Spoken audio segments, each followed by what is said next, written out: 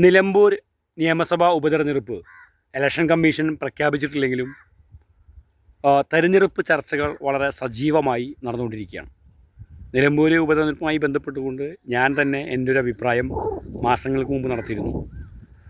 ആ അഭിപ്രായവുമായി ബന്ധപ്പെട്ടുകൊണ്ട് നിലമ്പൂരിലെ നിയമസഭാ തെരഞ്ഞെടുപ്പിലെ സ്ഥാനാർത്ഥികൾ ആരൊക്കെ, ആർക്കാണ് വിജയസാധ്യത, നിലമ്പൂരിലെ നിലവിലെ രാഷ്ട്രീയ സാഹചര്യം എന്താണ്, കേരളത്തിലെ രാഷ്ട്രീയവുമായി നിലമ്പൂരിലെ ഉപതെരഞ്ഞെടുപ്പ് എത്രത്തോളം ബന്ധപ്പെട്ട് കിടക്കുന്നു, അതോടൊപ്പം തന്നെ സംസ്ഥാന സർക്കാരിനെതിരായിട്ടുള്ള ജനവികാരം നിലമ്പൂരിൽ പ്രതിഫലിക്കുമോ. നിലവിൽ ഇടതുപക്ഷത്തിൻ്റെ കയ്യിലിരിക്കുന്ന ഒരു സീറ്റാണ്, ഇടതുപക്ഷത്തിൻ്റെ അക്കൗണ്ടിൽ വരുന്ന ഒരു സീറ്റ്. എന്നാൽ PV അൻവർ രാജിവെച്ചതിലൂടെ അത് ഒരു ഉപതെരഞ്ഞെടുപ്പിലേക്ക് പോവുകയാണ്. സ്വാഭാവികമായും അവിടെ LDFന് ഏതെങ്കിലും നിലയിൽ പരാജയമുണ്ടായാൽ അത് LDFൻ്റെ ഒരു പരാജയമായി കണക്കാക്കപ്പെടും.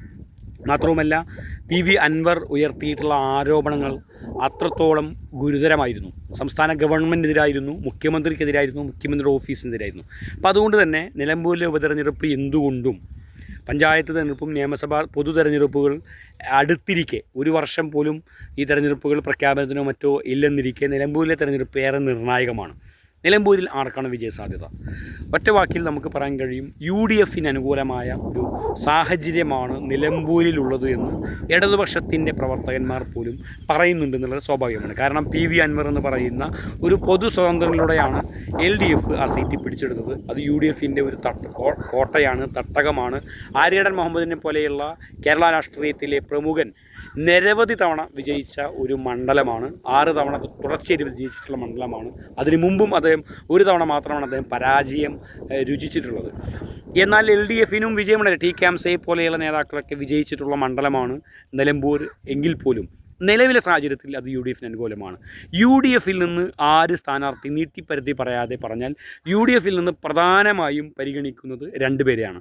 ഒന്ന്, അവിടുത്തെ ആര്യടൻ മുഹമ്മദിൻ്റെ മകൻ, മുൻപ് സ്ഥാനാർത്ഥിയായിട്ടുള്ള ആര്യടൻ ഷൗക്കത്താണ് പ്രധാനമായും UDF പരിഗണിക്കുന്ന സ്ഥാനാർത്ഥി എന്നാണ് മനസ്സിലാക്കാൻ കഴിയുന്നത്. അതോടൊപ്പം DCC പ്രസിഡന്റ് VS ജോയിയുടെ പേരും പരിഗണനയിൽ വരുന്നുണ്ട്. എങ്കിൽ പോലും നിലവിലെ സാഹചര്യത്തിൽ നിലമ്പൂരിൽ UDFൻ്റെ സ്ഥാനാർത്ഥി ഒറ്റപ്പേരിലേക്ക് ഒതുങ്ങുമ്പോൾ അത് ആര്യടൻ ഷൗക്കത്തായിരിക്കും. ആര്യടൻ ഷൗക്കത്തിനെ അവിടെ മത്സരിപ്പിക്കുന്നതിൽ ഏതെങ്കിലും രീതിയിൽ വിമുഖതയുണ്ടെങ്കിൽ ഒന്ന് PV അൻവറിൻ്റെ പിന്തുണ പൂർണ്ണമായും ഉറപ്പിക്കാൻ കഴിയുമോ എന്നൊരു ശങ്കയുണ്ട്. എന്നാൽ അത്തരത്തിലുള്ള ചർച്ചകൾ നടത്തി PV അൻവറിൻ്റെ കൂടി അദ്ദേഹവുമായി ചർച്ച നടത്തി അദ്ദേഹത്തിൻ്റെ കൂടി സമ്മതത്തോടു കൂടി ആര്യടൻ ഷൗക്കത്തിനെ നിർത്താനുള്ള ഒരു സെറ്റിൽമെൻറ്റ് നടക്കുന്നു എന്നുള്ളതാണ്. എന്നാൽ കോൺഗ്രസ് നേതൃത്വവുമായി അടുത്തിടെ അത്ര സുഖകരമല്ല. ഒരു സസ്പെൻഷൻ പോലും, ഒരു അച്ചടക്ക നടപടി പോലും ആര്യടൻ ഷൗക്കത്ത് നേരിടും എന്ന സാഹചര്യം ഉണ്ടായിരുന്നു. എന്നാൽ അതെല്ലാം സെറ്റിൽ ചെയ്തുകൊണ്ട് നിലമ്പൂരിൽ ഉപതെരഞ്ഞെടുപ്പ് വരുമ്പോൾ ആര്യടൻ ഷൗക്കത്ത് സ്ഥാനാർത്ഥിയാനുള്ള സാധ്യത കൂടുതലാണ്.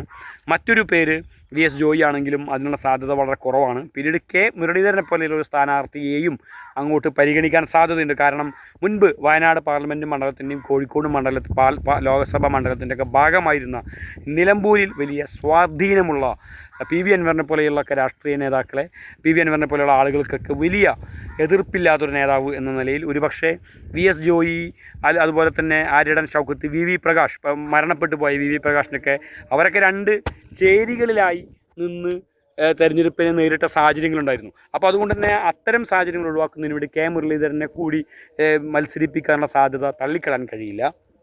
എന്നാൽ LDF M സ്വരാജ് എന്ന് പറയുന്ന നിലമ്പൂരുകാരനായിട്ടുള്ള, അദ്ദേഹത്തിൻ്റെ പ്രവർത്തന മണ്ഡലം ഇപ്പോൾ തിരുവനന്തപുരം ആണെങ്കിലും M സ്വരാജിനെ മത്സരിപ്പിക്കാനുള്ള സാധ്യത വളരെ കൂടുതലാണ്. അതോടൊപ്പം തന്നെ CPMൻ്റെ ജില്ലാ സെക്രട്ടേറിയറ്റ് അംഗം നിലമ്പൂരിൽ നിന്നുള്ള VP ഷൗക്കത്ത്, സഖാവ് ഷൗക്കത്ത്, അദ്ദേഹത്തെയും മത്സരിപ്പിക്കും. പ്രാദേശികമായി CPM അണികൾക്കിടയിൽ ഷൗക്കത്തിനെ മത്സരിപ്പിക്കണം എന്ന്, കാരണം മുമ്പ് ഒരു വീഡിയോ ചെയ്തപ്പോൾ ആ വീഡിയോയുടെ അടിയിൽ ഏറ്റവും അധികം ആളുകൾ ഷൗക്കത്തിൻ്റെ പേര് പറഞ്ഞിരുന്നു എന്നുള്ളതാണ്.